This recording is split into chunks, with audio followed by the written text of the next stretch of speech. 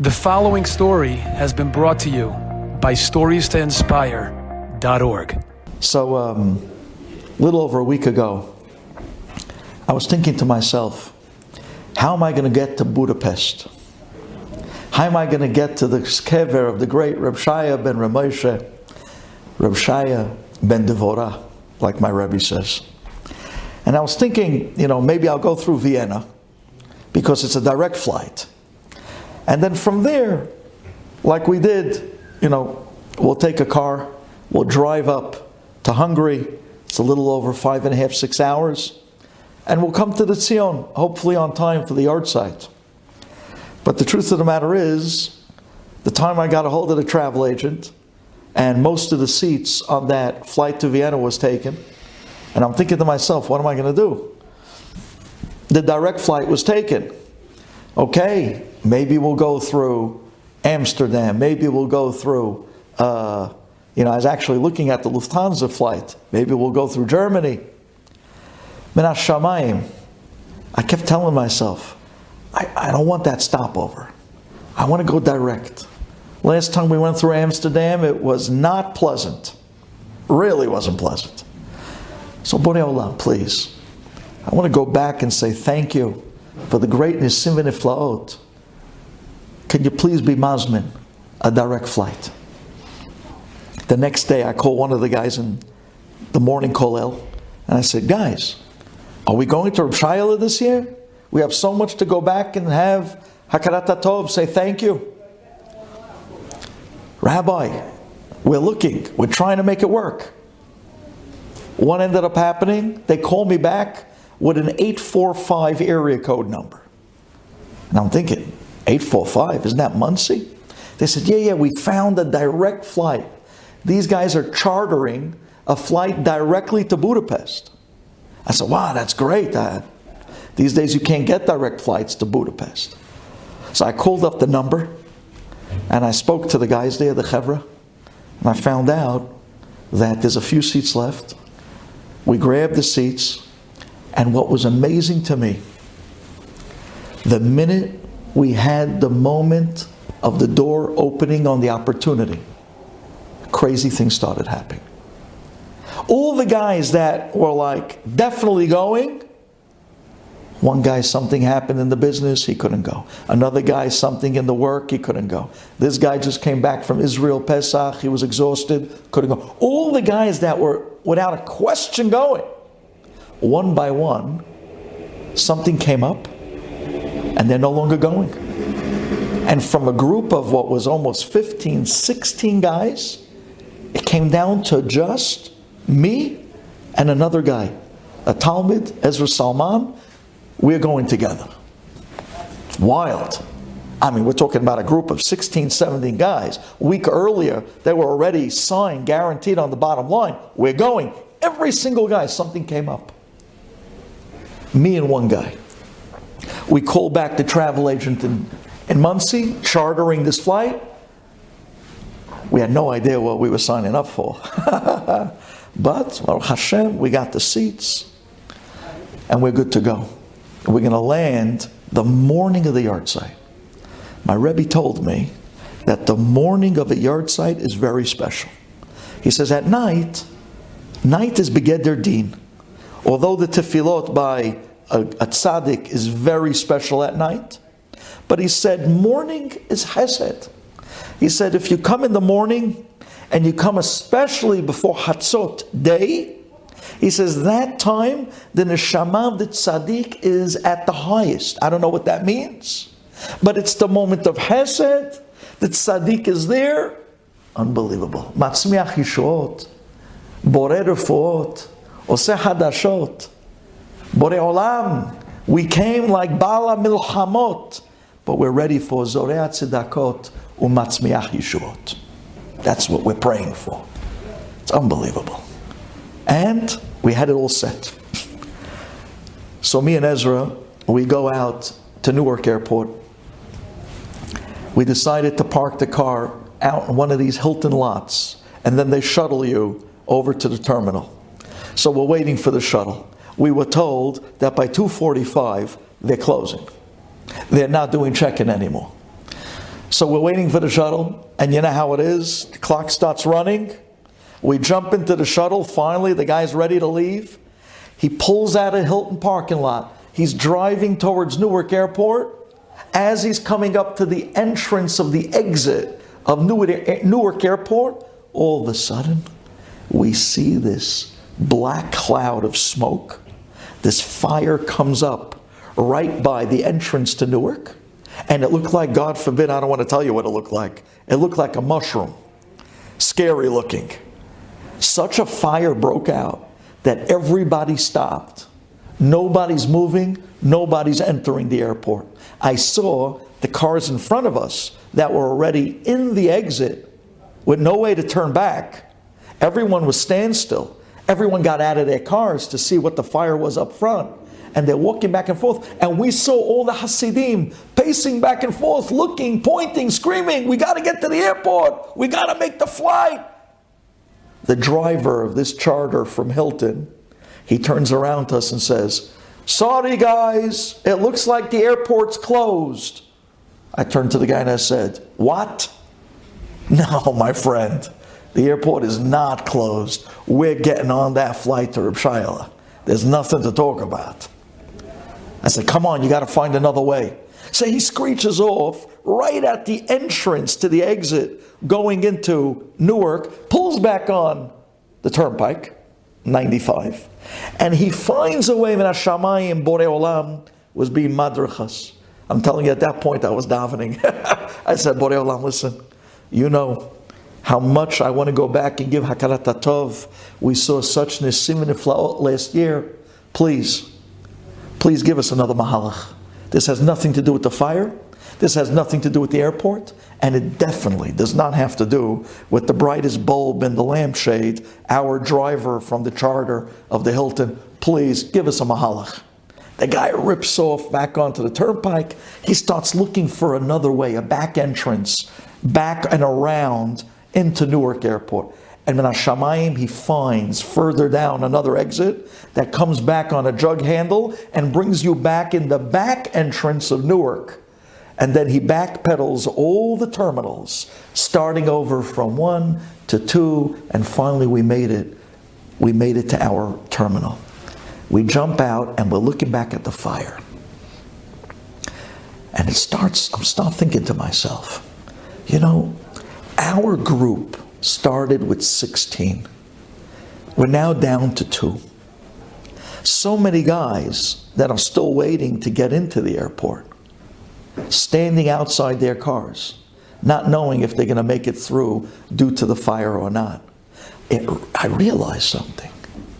You think you chose to come to this unbelievable place? Like my Rabbi told me, you got to be on the guest list. You need to be invited. Those who are invited, come. And those don't. And that to me was an amazing thing. To actually believe that the tzaddik opens a certain door for certain people to come. To give them an opportunity to daven by him. That in his zechut, we could be zocheh to greater yeshuot al yedeh greater bitachon. And that's what I want to talk about tonight. I want to talk about this amazing concept of people going to tzaddikim for berachot, people going to kivrei tzaddikim to be mishtateach on the kever of a great tzaddik. I want to talk about this idea, this concept.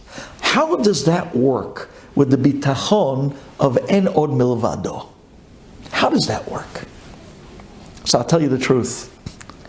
So we get into the airport, and Baruch Hashem, right away, we were sent off through security. And as I'm entering the line to get onto security, there was a guy there online.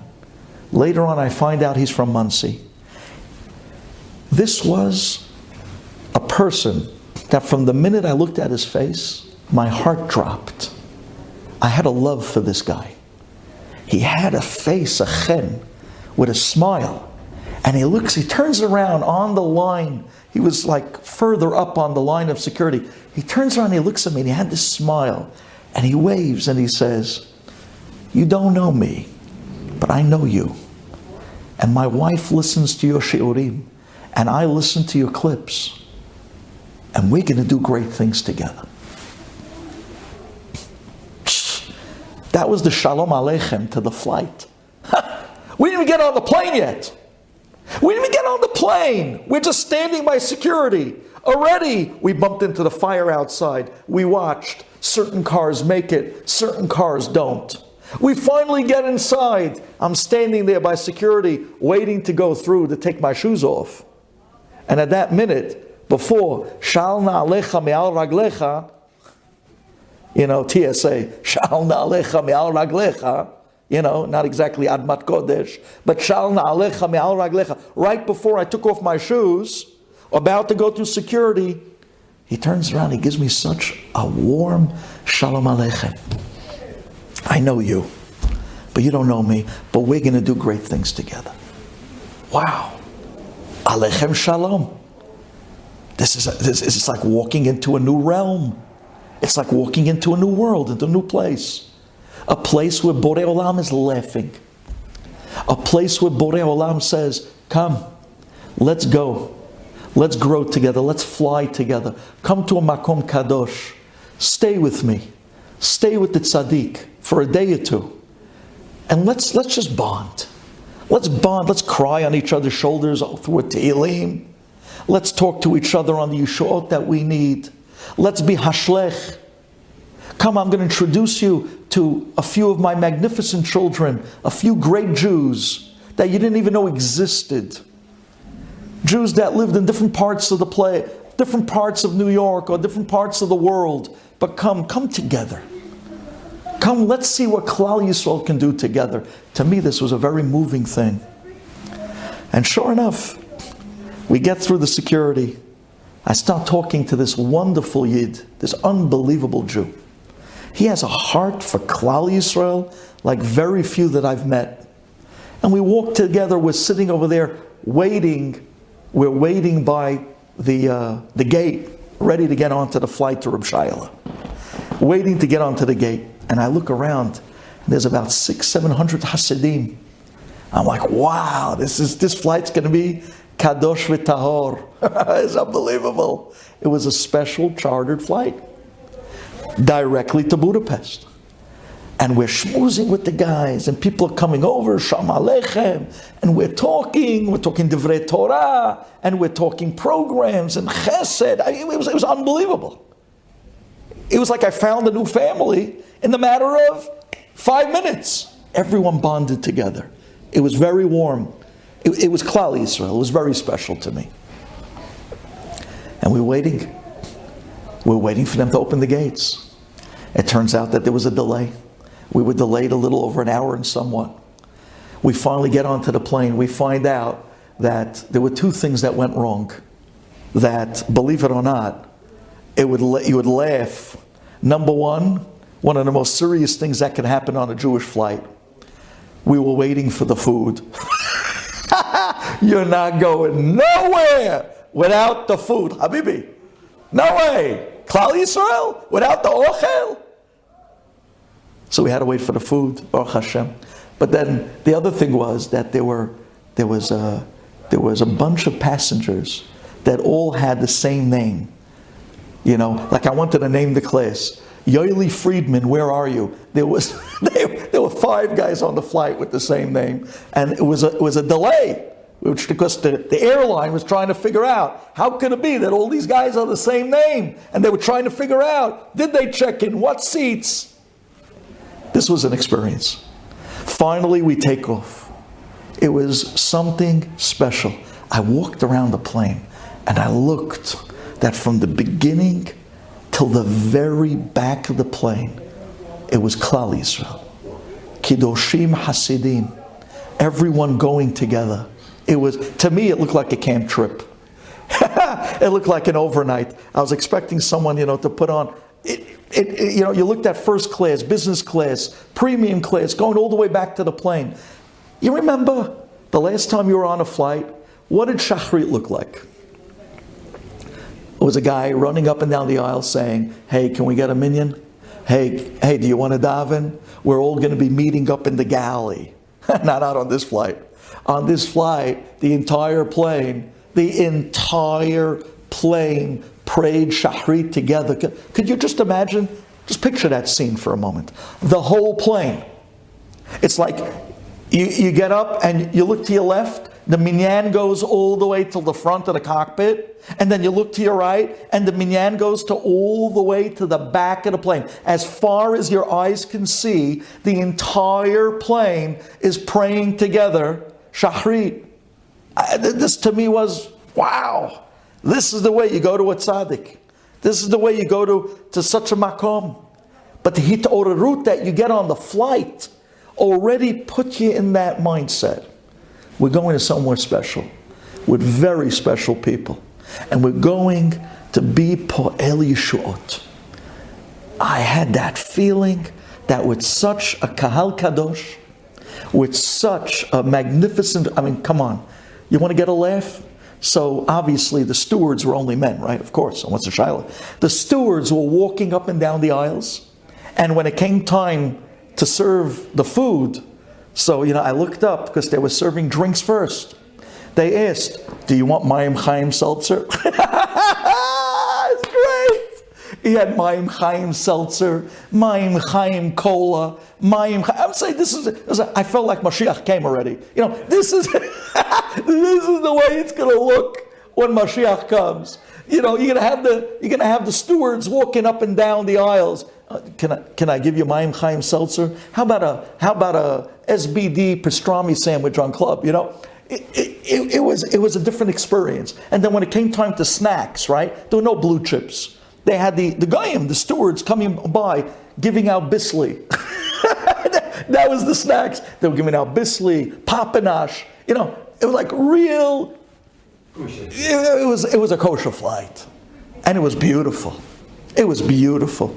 Ashreichem, to plan right, and the people that pulled off this for Klal Yisrael. You guys did an amazing job, and I can't imagine that Mashiach is not already going to be here very soon. But if Chas v'Shalom a million times, there's another opportunity to go out together with you guys, I would go with them again, out to Reb Shaya'la, or wherever else they would plan such a trip, because the ruach was there. The vibe was there. You could tell that it was done b'kedusha. I enjoyed it. I happen to love the Hasidim. They're such a warm and great people, really. And they know how to organize stuff. They know. I saw this past year from the Shabbaton, I went on HCS. Wow, these guys are brilliant. They know how to pull off a party. They know how to throw a Shabbaton. They know how to throw a dinner. Right? I mean, I went to what's his name, the organization, maybe I shouldn't say the name, where I spoke by them Motzei Shabbat on wow! You have to see what they did there. The Hasidim are number one. They're unbelievable. And the way they pulled off this flight to Budapest, to me, was amazing. So during the flight, I'm schmoozing with this guy and that guy, and we're going back and forth. Did you ever see in shul that there are those guys? You ever go to Landau's or you go to Shemer Shabbos in Borough Park? There are those guys that they can't sit. They're just pacing back and forth, Could you imagine a plane of the pacing up and down the aisle, back and forth? And I was saying, guys, I just want to sleep for 10 I want to sleep for 10 minutes. But it was beautiful. The schmoozing, the singing, the warm, the Warmkeit. Of everybody together, Ki'ish Echad, Ubelev Echad, and we're going to the tzaddik. It was very moving to me. I enjoyed it very much. And Ezra Salman, you can imagine, is a Talmud. He comes from a different background. And to him, this was all new. He's looking around like, wow, this is wild. How did I end up here? Wow, Rabbi, you really pulled me into one here. And I said, you're going to see. You're going to thank me at the end of this trip. You're going to tell me it was one of the best trips. And when we get off the plane on the way back, you're going to feel a very camaraderie type of a achdut together with everybody. You're going to come off feeling like a family style type of a feeling where you feel close to the people. You're going to be saying goodbye to the people. And these are guys we never met. Most of them are from Muncie. We're all Flatbush guys. We're all from the community. And sure enough, that is what happened. So the flight finally lands. We had the buses waiting for us. We jumped onto the bus, 2 hours to the kever. And I'm thinking to myself, my Rebbe told me, get there before Chatzot Yom. Get there before, there's a big inyan. Get there in the morning portion of the yard site. I said, okay, all right, I'm trying. Lo biyadi. Already there was an hour and a half delay coming in. We were supposed to land at 6:30. We landed at 8. We got to get there by Chatzot. 2 hours to the kever. And I'm telling you, every step of the way, even the bus driver that started driving towards the kever, his navigation had the wrong address. See, he was taking us to a totally wrong place in Hungary. Totally wrong place. Now, Shamayim, the guy sitting next to me, was a very sharp guy, and he's a guy that travels to Kivrei Tzadikim all over Europe. He was telling me the trips that he recently just went on. It would blow your mind where this guy went to. I don't want to say his name because I didn't ask permission, but the guy was great. And he realized the bus is not going in the direction of Kerestir. So he turns to the guys and said, hey guys, something's wrong. He's not going. Sure enough, he wasn't. One of the guys on the bus, a very sharp kid from Muncie, comes running down the aisle. He sits down next to the driver. He pulls out, look how sharp this kid is. Klal Yisrael is amazing. These guys are great.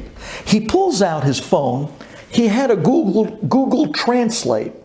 Now the driver doesn't speak English. We don't speak Hungarian. How in the world are we going to convey to him, buddy, you're going to the wrong town in Hungary. We got to get to Kerestir. And it's getting late. I got to get there before Hatzot. Hatzot that day was, I think, 12:40 or 12:41. And time was clicking, time was ticking. This guy starts talking into his phone, saying, driver, I think you're going the wrong way. Driver, we need to get to Kerestir. He turns to the driver and he puts it in front of him. And as he's talking, it writes it. As he's talking in English, it writes it out in Hungarian. And now he shows it to the driver. The driver's reading it in Hungarian. And he starts yelling back. Rah, rah, rah, rah. We don't know what the guy's talking about. So he hits the Google Translate, puts it to the guy. Rah, rah, rah, rah, whatever he says in Hungarian, it comes back in English. And this is the way we were actually conversing with the driver till finally the driver hops.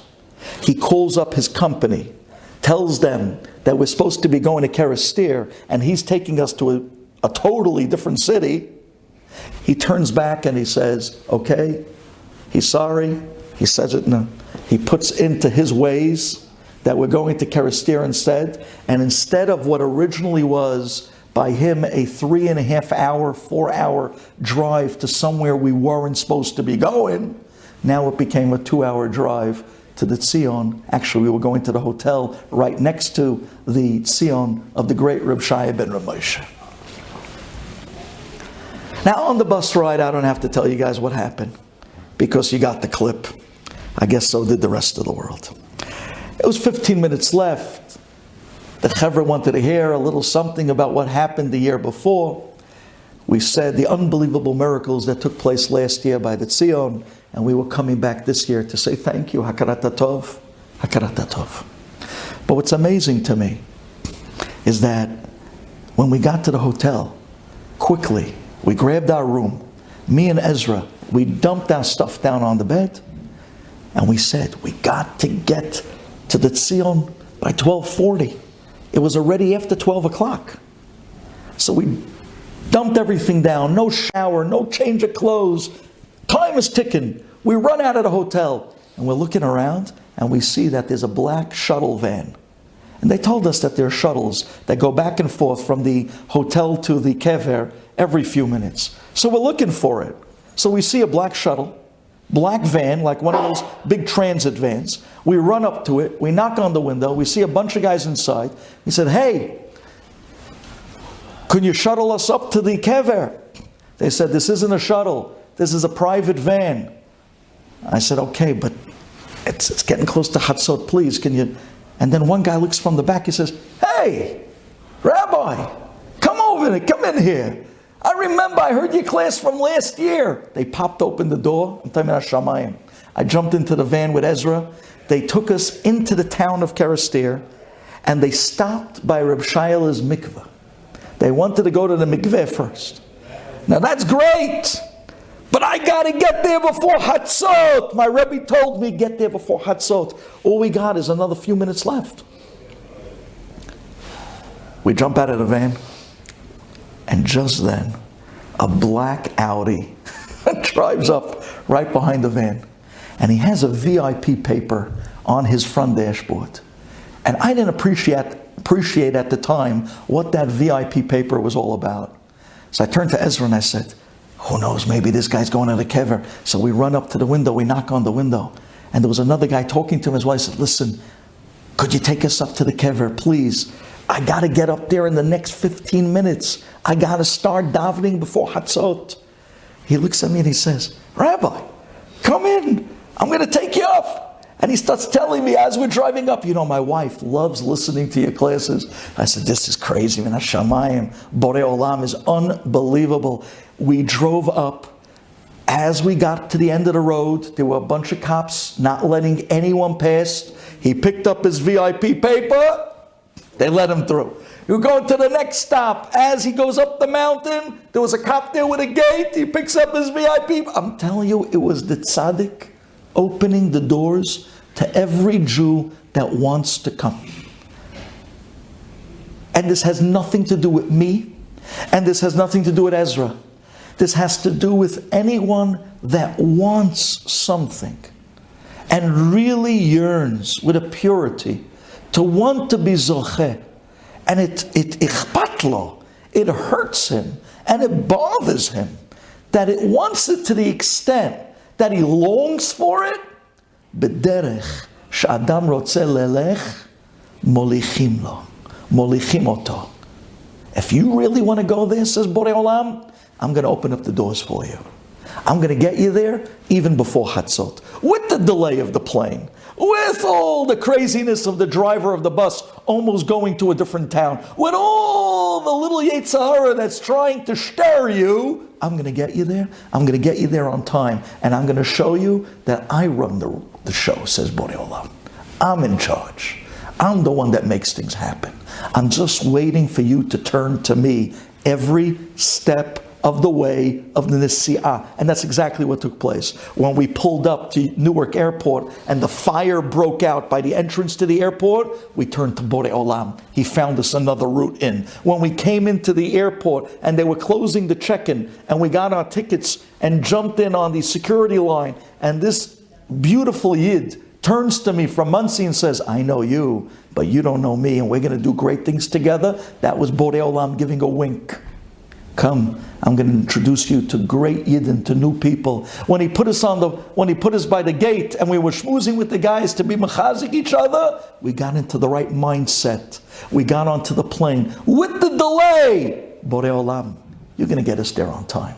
Delay or no delay, you're going to get us by the Tzion at the moment that you decide that we're going to arrive.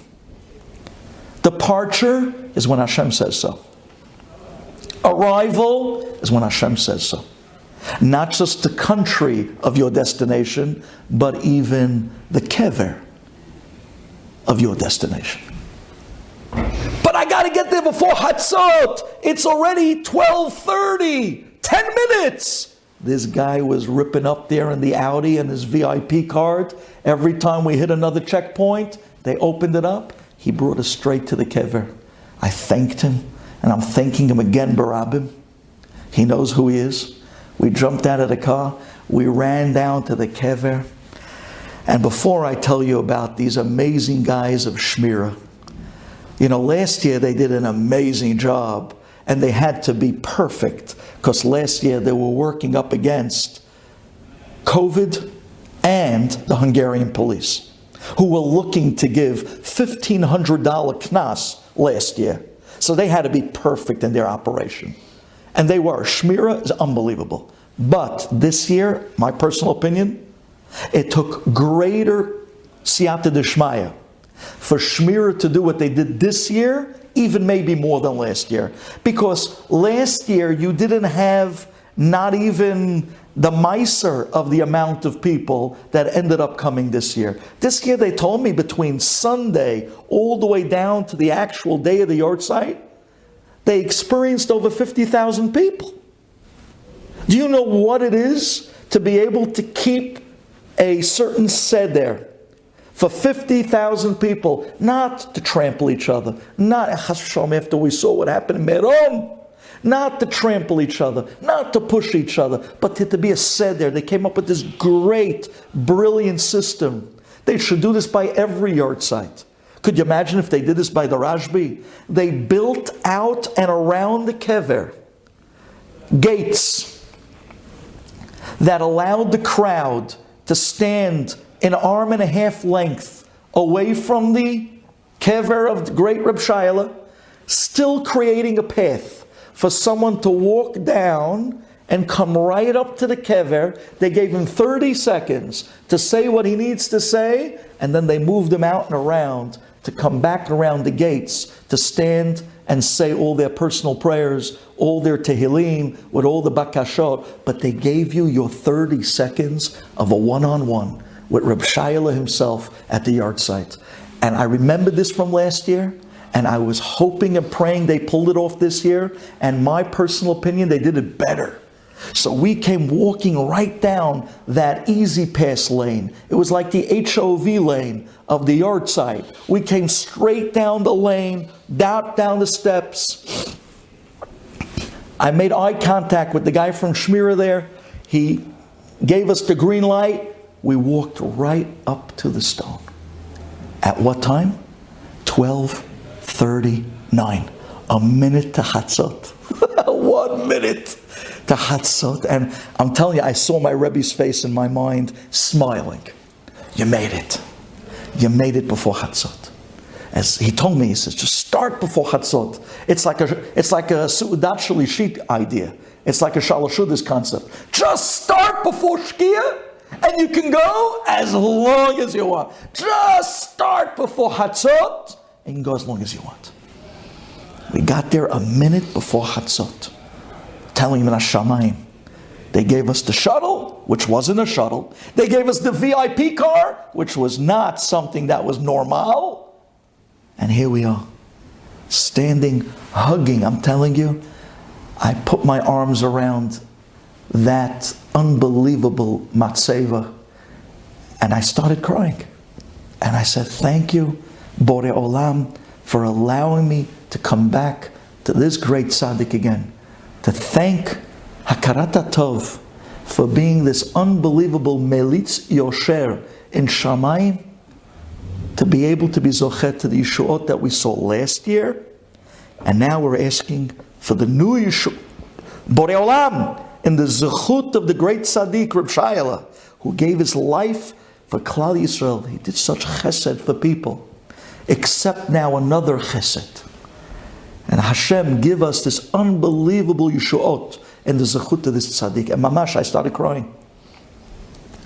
They let me sit there for about a minute and a half. I said all the things I wanted to say, all the names, all the thank yous. And then I took a few steps back. And then I found a corner where I was able to open up a Tehillim, and I started pouring out my heart. And for the next 4 hours, 4 hours. Usually I can finish the Tehillim in 2 3/4, but it took me 4 hours. 4 hours because this wasn't a rush job. You know, you came that far. You fought for this. You want to oisnutz, I don't know how to say that right properly. You want to squeeze out every last drop of the orange. You want to use every moment of that opportunity to really be said, Borei Olam, please, and the Zechut of the great Tzaddik, answer the tefillot, bring the Yeshuot Abba, and od milvado, you're in control. And the Zechut of this great Tzaddik, please, be ma'aleh the tefillot lifnei kisei hakavod, and let's be zochet to more Yeshuot this year. Like my Rebbe always says, he says, you have to say thank you on the Yeshuot that you experienced in the past. Hodu l'Hashem ki tov, ki le'olam hasdo, ve'imru hoshienu. And he always added the Imru Hoshienu, and it should go weiter. And we should be zocheta future Yeshuot. We should be zocheta future zchuyot and Yeshuot that Klal Yisrael needs so desperately. We finished the tefillot after finishing the entire book of Tehillim, and I was watching the guys from Shmira. To me, these guys were a Kiddush Hashem. And I'll tell you why. Because when you build a system, Litovat the Tzibur, and not everybody in the Tzibur is on the same page as you, where they built this great system, an amazing system they built around the gates. And now, everyone who wants to daven by the kever, they're only an arm and a half lengths away. But they still have a lane for anyone who wants to come around and lean on the literal, they're leaning on the words, Reb Shaya'la ben Rem, on the actual name of the kever. They're talking to the great tzaddik. They're asking Borei Olam for Yeshuot in his merit. But not everybody might cooperate at all times.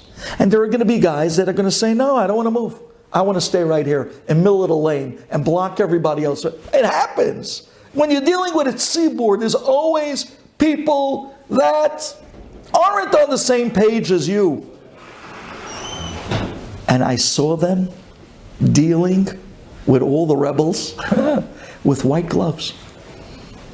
I said, please, we want to open the lane for other people to come down so they too can come to the kever just like you did and ask on a personal moment, a personal level, please. And a lot of times I thought that, it came to a point with certain guys, you'd say, come on, buddy, it's not fair. No, they never lost their cool.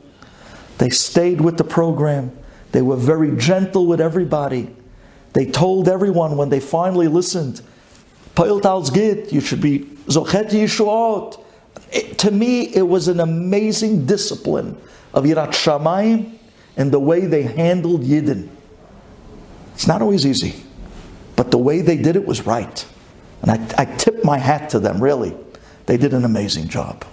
At the end of the day, we walked out of there, we felt full of Yeshuot.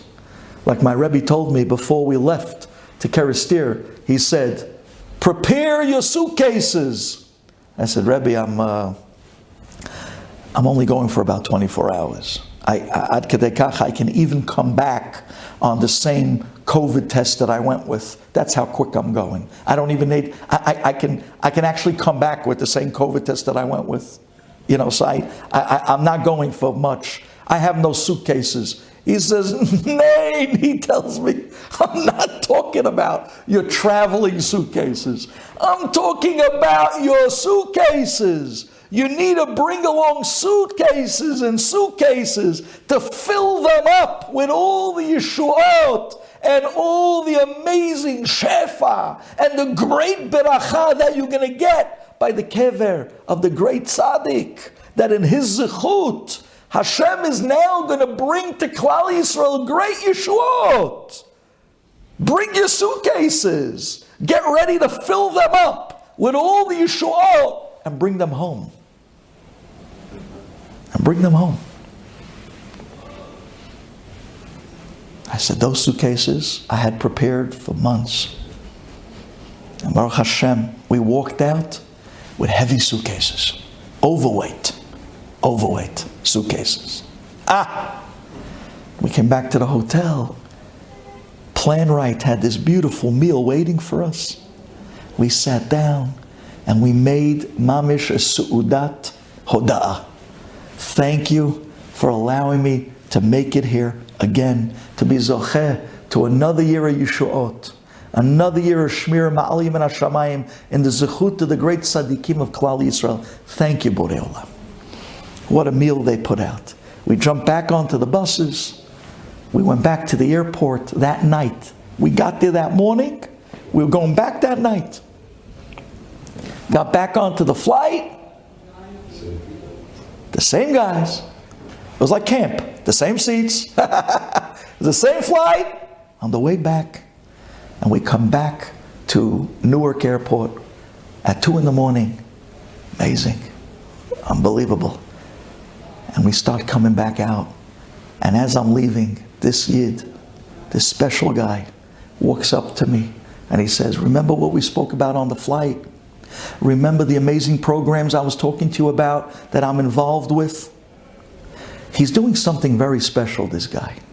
He started a hotline.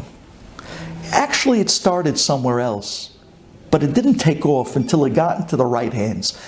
He took over this hotline. It's a Sho'el Umeshiv hotline. Listen to this brilliant thing. He's piloting it now in Muncie. Sho'el Umeshiv hotline means that he has great rabbis that have vast knowledge. You can call them up and ask them questions on any Gemara, any Sugya, any Halacha, and they'll go through the Sugya with you. You have a boy in high school. He's studying for a test. He has a question. He doesn't know who to ask. He calls up, I'm holding on this Sugya, on this and this and this. I have a question on the Gemara. I don't understand something. He sent me a clip, a voice note of a phone call. A sweet boy. He sounded like a high school boy. Calls up the hotline. He says, I want to know, is a round sukkah kasher or not? When the walls are round.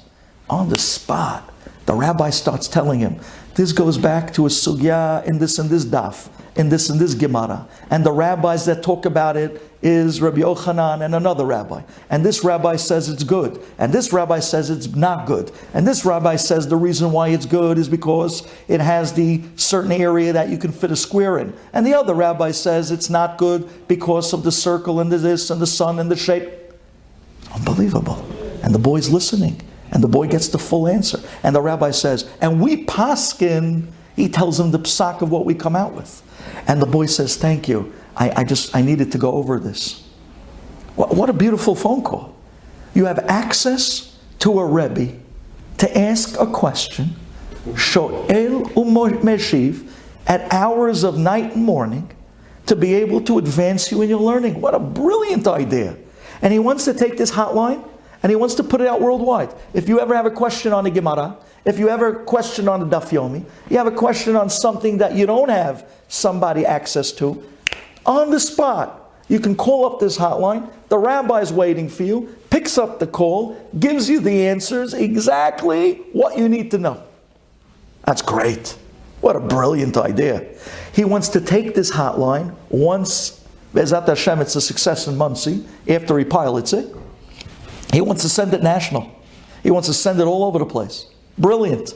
And then after that, in the memory, L'Zecher Nishmat, the great Reb Zechariah Wallerstein, who this Jew from Muncie was very close with, he wants to take that hotline that he's doing now in the Ilui Nishama of Reb Zechariah, and he wants to bring it to other areas. People that have questions in Hashkafa, they can have rabbis to answer. And even a help hotline, where people have difficulties in life. What Reb Zechariah used to do as a one-man show for Klal Yisrael, he's looking to bring in a team of rabbis to be able to do for all the broken souls of the Jewish people.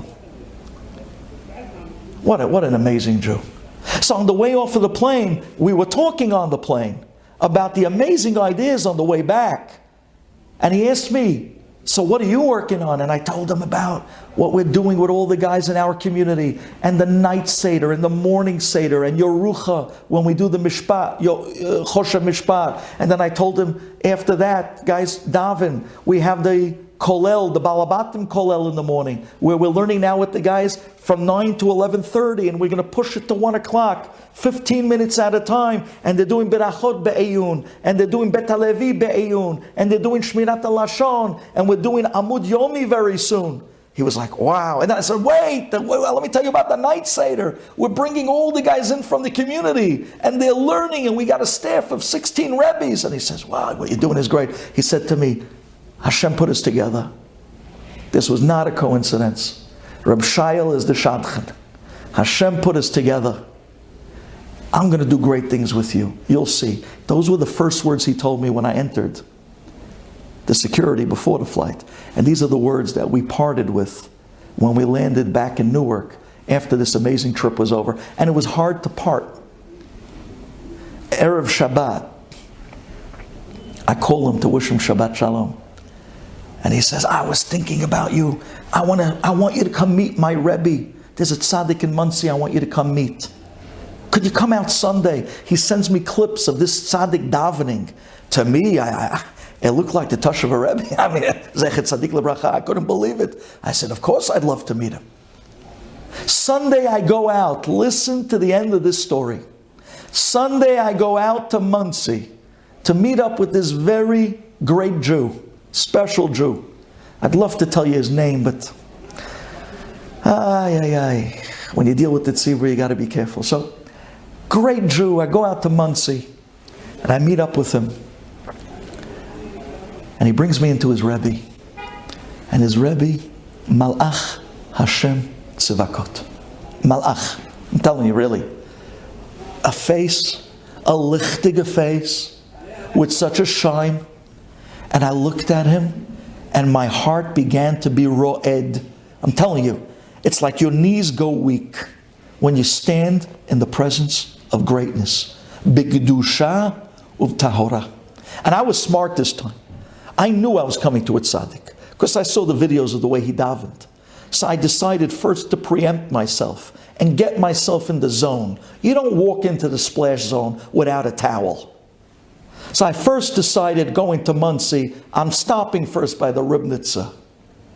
But to go to the Ribnitza, my Rebbe in Eretz Yisrael told me, Rabbi Shalom Rabinovich, you don't come to the Ribnitza without going to the mikveh first. Because the Ribnitza was known to say, Gornish gate under Wasser. Right? Did I say that right? Nothing goes without the water. Without the mikveh, nothing goes. Nothing goes. So I came into the little house there by the Ribnitzer Rebbe's kever. There's a little house that they have all the food and and it says over there that a block away they have the 24-hour mikveh that's opened. So I jumped back into the car. I made the left over there, went to the mikveh. Comes back, I went into the Ribnitzer. And I said to the Ribnitzer Rebbe, I'm asking, be a Melitz Yesha for Chaim Davido ben Chayesara. Be a Melitz Yesha for my family. I said the names of my wife. Be a Melitz Yesha for Klal Yisrael. We're all suffering these days. Everybody is having major challenges in so many different areas. If we've ever felt in a tangible way the ikvita, the Mashiach, like now, it was now more than ever. We need Yeshuot. Please be Melitz Yosha and give us the confidence to be greater Bal Boteach, because that's where the Yeshua comes from, as I'm going to speak in the end of this class. And that's what happened. I get back into the car, and at that moment I felt, the Ribnitzer Rebbe is with me. Now Hashem is going to open all the doors for me. Because at the end of the day, it's all Borei Olam. Everything else is just to get us in the right mindset to be a bigger Baal Boteach. But the Yeshua comes only from Him. Only from Him. So I went out and I visited this tzaddik. I come in and I see my friend from the flight. This great Jew. I'm telling you, you see him, you melt. He has such a chen of a person. I gave him such a bear hug. I'm telling you, I missed him. And then he says, come into the tzaddik. I walked in, I saw this tzaddik. I told you, my knees went weak. I sat down, I kissed his hand. I spoke to him for a few minutes. I got the berachot that I came for. We talked to each other. He told me about the Yisurim that he's going through. Oh, it's unbelievable.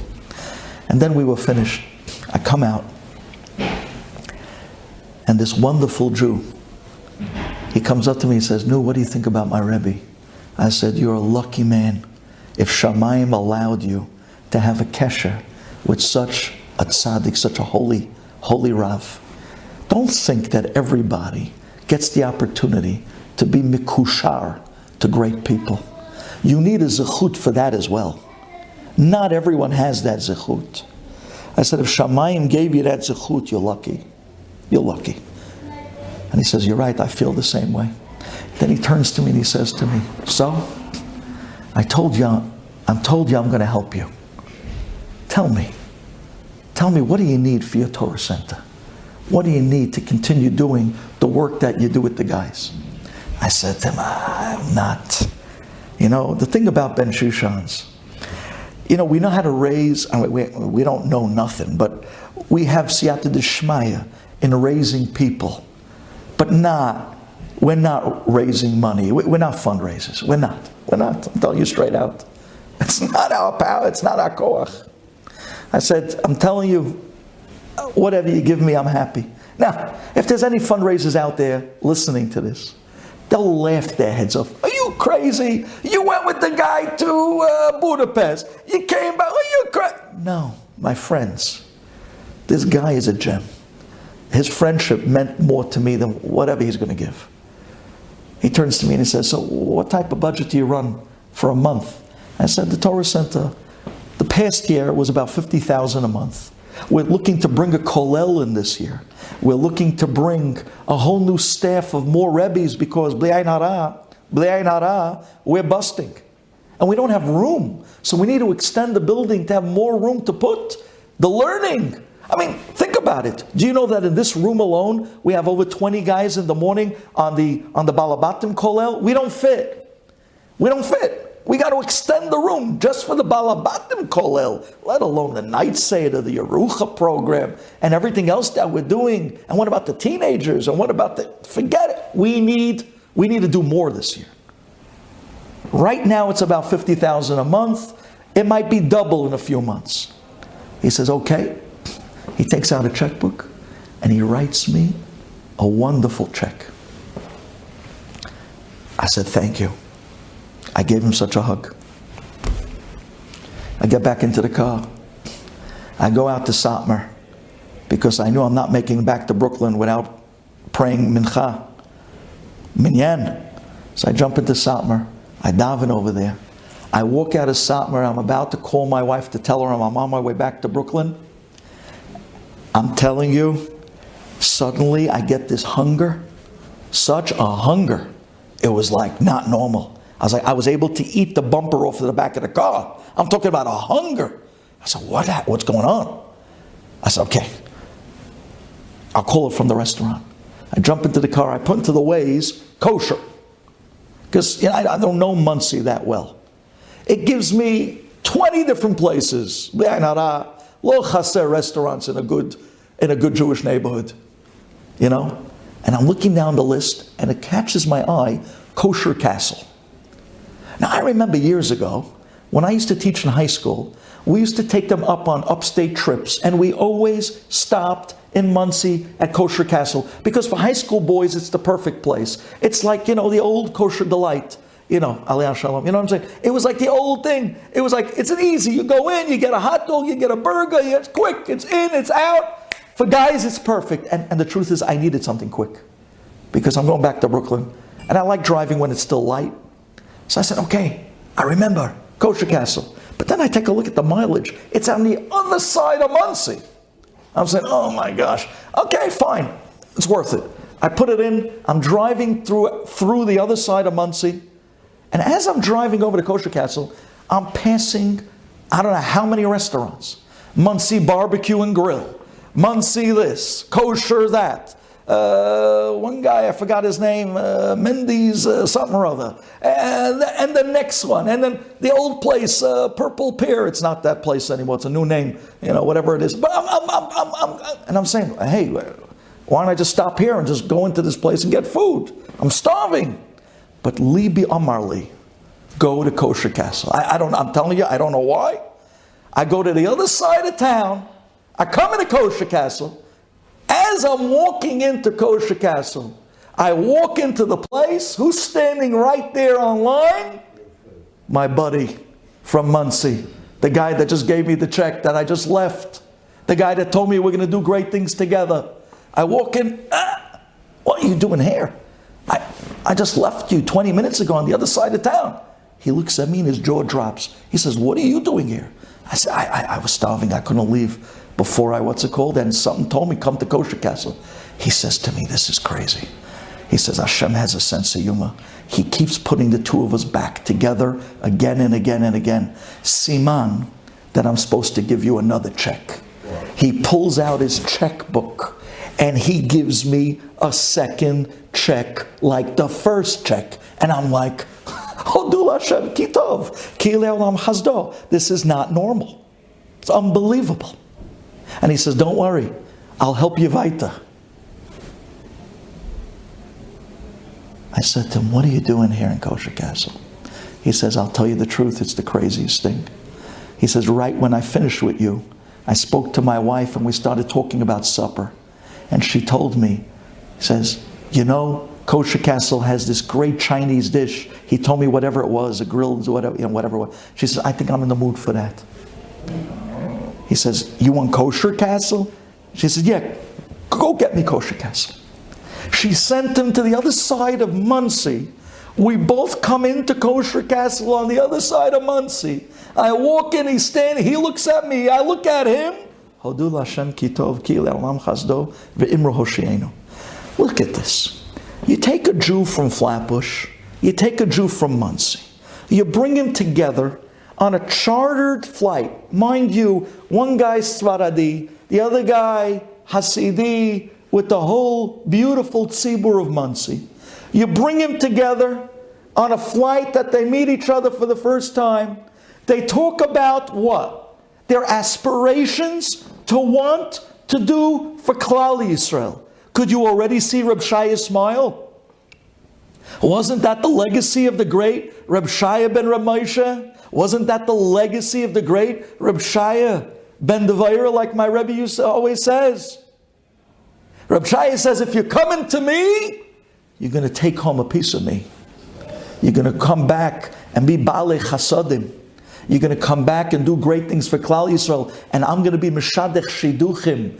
Not only when it comes to the Yeshuot, I'm going to be able to bring you a Yeshua for Klal Yisrael. An Achdut. You had to see the kever. Walks of life of every type of Jew that you can imagine were all together yelling and davening and screaming the Tehillim, the Yud Gimel Midot of Rahamim. It was a sight of Achdut that was lo yuman. You got off the plane, 600 guys you met that you've never met them or known them in your life. Not just from a different side of town. They come from a different world.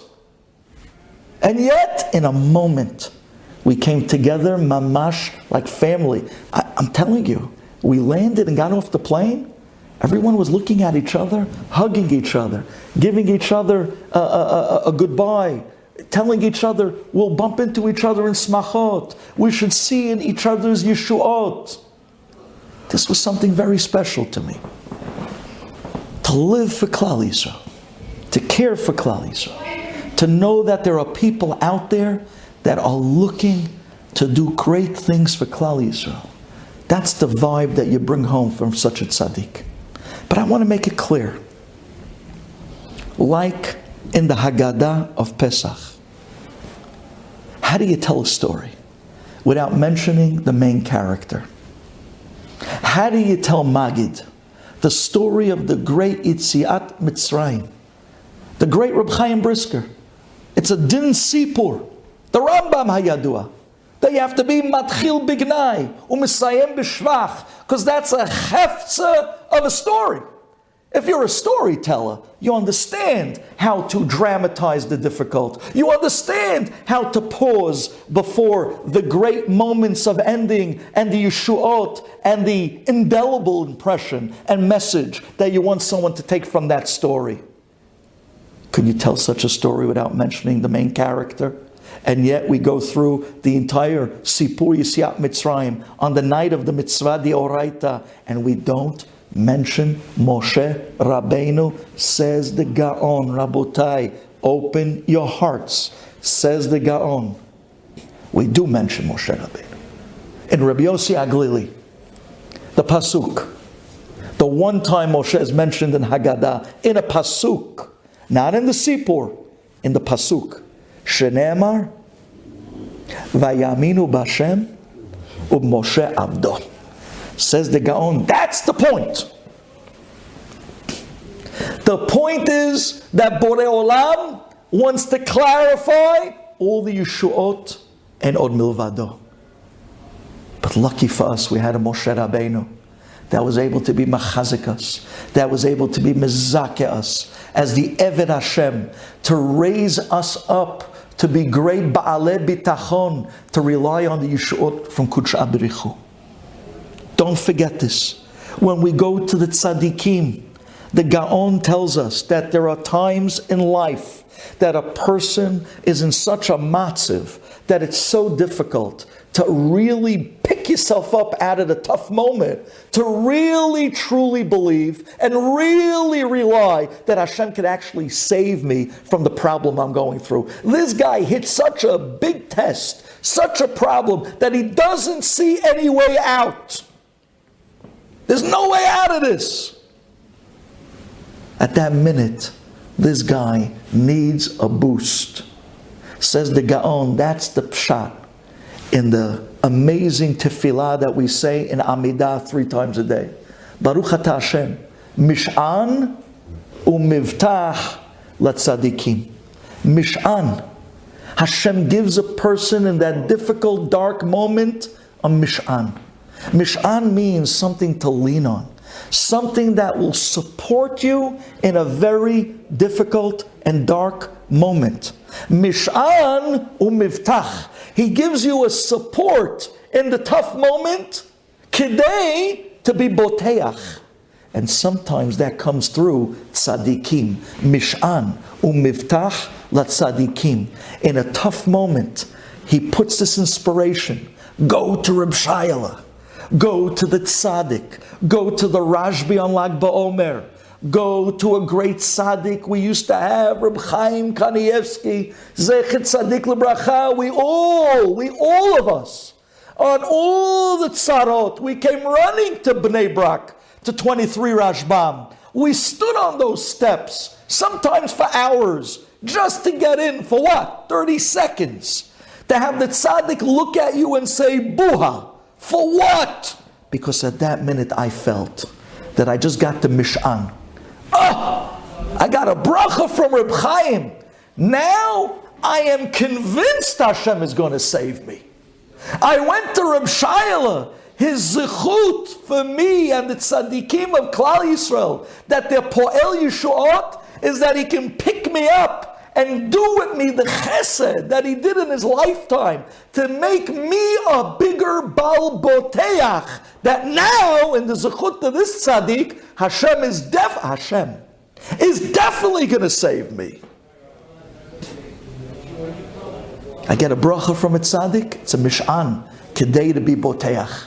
I go to Kivrei Tzadikim, it raises me up with such kedusha and such zichuyot of the great tzadikim that in your merit, Reb Shaya'la, now I'm convinced Borei Olam is going to send Yeshuot, and it works every time.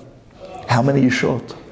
How many people? You know, last year I was by the kever and there was a group of 10 guys that walked up to me in the middle of the night last year when I was by Reb Shaya'la, when we were defying the police, when we weren't supposed to be there. It was after the curfew. 10 guys walked up to me and said, Rabbi, we need to tell you our story. These 10 guys were all over the age of 30. He says, really, we're a group of over 20. And they told me the place they came from. I don't want to say. But we're a group of over 20 guys. Only 10 were able to come this year due to COVID. He says, we all came last year to Reb Shaya'la, all 10 of us, and we cried and we davened for a shidduch. He says, every single one of us got married this past year. And he says, the other guys are still waiting. We came back this year in COVID to say thank you. We got to tell you our story. What's the pshat? The pshat is that such great tzaddikim are able to have such zechut in Shamayim, such unlimited zechut in Shamayim, that I can piggyback and be raised up and lean on the zechut of this tzaddik, that I can be a bigger Baal Boteach, that in his zechut, Hashem definitely is going to save me from the impossible. Definitely pull me out from this difficult moment. Definitely save me from something that seems unsavable. But in the zechut of this tzaddik, I can be boteach. Now I can be boteach. And that brings Yeshuot. That higher bitachon, thanks to the tzaddik, whether it be the bracha, the beracha of tzaddikim in the living, or lishtateach al kivro shel tzaddikim. But this is the secret. This was the secret. Vayaminu b'Hashem. You know why? Because they had a Mish'an, Moshe Avdo. They had a Moshe Rabbeinu that raised them up and made them bigger Baal Boteach, bigger Baalei Emunah. So now the Emunah Bitachon was able to reach greater heights and greater Yeshuot al Yedei that Emunah Bitachon. And this is the final Nakuda I want to end off with. The final Nakuda I want you to hear is something magnificent. Although if you would ask anybody, who was the first one to jump in when it came to Kriyat Yam Suf, the answer always is Nachshon ben Aminadav. But if you take a look at the Gemara over there in Sotah Lamed Vav, the Gemara has another tzad. The Gemara says not only Nachshon, but according to the second tzad of the Gemara, it was Shevet Binyamin. And they quote a pasuk in Tehillim. And the pasuk over there says, Binyamin Sa'ir. I forgot exactly the wording. Binyamin Sa'ir Mashu Rodem. Al Tikri Rodem Ela Red Yam. Says this tzad of the Gemara that Shevet Binyamin were the ones that jumped in first to the Yam Suf, to Kriyat Yam Suf, according to this tzad. Says the Gemara, all the tribes were fighting between themselves. Each one was screaming, I want to go in first. I want to jump in first. And while they were fighting over who's going to jump in first, Binyamin, Shevet Binyamin, jumped. Binyamin Sa'ir Rodem, Red Yam, they jumped in first. Amazing. Ask for Moshe Rosenblum. Ask for Baruch Rosenblum from Bnei Brak, Shalita, Arichut Yamim Shanim. He brings you the famous Sefer, Kesef Mezukak, who asks the Kasha, what do you mean all the Shvatim were fighting that they wanted to jump in first? What's there to fight? The Yam Suf is huge. I mean, you don't have this narrow entry canal to come into the Yam Suf. You don't have to walk through a door to jump into the sea. The ocean surf side is huge. So anyone that wanted to jump in first, what's the fight? Jump. What are they fighting over? Anyone who wants to jump can jump. There's room for everybody. Answers the Kesef Mezukak as brought by Rabbi Baruch Rosenblum, Shalita. He says, there's something here that's missing. You know what it means that they were fighting between each other to jump in first? They knew that the Atzmot Yosef was going to be the Zechut, to be destined to split the sea. And all the Tzvatim were fighting over Atzmot Yosef. Give me the Atzmot Yosef. I want to jump in with it first. No, give it to me. And they were fighting each one over the Atzmot Yosef. I want to jump in first. Give me the Atzmot. And while all the tribes were fighting over the Atzmot Yosef, comes Shevet Binyamin and says, while you guys fight over the Atzmot Yosef thinking that that's what's going to split the sea, we're going to jump in with Borei Olam.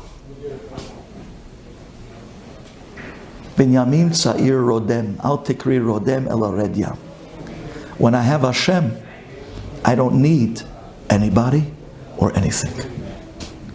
So what's the pshat? The pshat is that the manig was there, Moshe Avdo. He was supposed to pick you up and be miromem. He was supposed to be mechazik you. And in his zechut, you were meant to be a bigger vayaminu, a bigger bal emunah, a bigger bal bitachon. In the zechut of the tzaddik's beracha, now Hashem's going to help me. Now I'm boteach 100%. Mish'an kidei, to be boteach. Mish'an u'mivtach al yedei tzadikim. That's the way the Gaon explains the beracha and amidah. Some people go to the manhig Moshe Avdo. Some people go to Atzmot Yosef, to the kever of the great tzaddik, but they need to remember that it's been to miromem. It's supposed to pick you up and give you the zechut that you can bank on, that now Hashem is definitely going to save me. In the zechut of the great Reb Shaya ben Ramosha, in the zechut of the great Reb Shaya ben Devaira. He was the great Bal Chesed. His zechuyot were unlimited. He's going to be Po'el Yeshuot, that in his zechut, now I believe, I'm boteach bigger, that now definitely Hashem is going to save me. And that is the amazing Yeshuot that we see by Kivrei Tzadikim. It's the Mish'an for Klal Yisrael to be boteach by the great Tzadikim and the Berachot. And at the end, we realize that we have so much to be thankful for. So much to be thankful for. How many Yeshuot Hashem did for us this year? How many things He saved us from this year? We're living in very unpredictable times. The whole world is upside down. And somehow or other, Klal Yisrael is still on top. And somehow or other, we dodged so many bullets this year over the whole world. Whether it be in Israel, whether it be in Ukraine, whether it be in the United States, no matter where you look today, Klal Yisrael dodged bullets this year. Rachamei Shamayim, behind the scenes, off the charts. Says Borei Olam, Klal Yisrael, open your eyes. Open your eyes. I've sent you so much Mish'an. I've sent you tzaddikim. I've sent you so many opportunities. Go out and do for Klal Yisrael. Go out and do for the last moments. For the more we band together and we lean on the great zichuyot of our tzaddikim and the berachot, building our emunah bitachon, we can be zocher not just to Yeshuot, but to the great Yeshua Bekarov. Amen. Enjoyed this story? Come again. Bring a friend. StoriesToInspire.org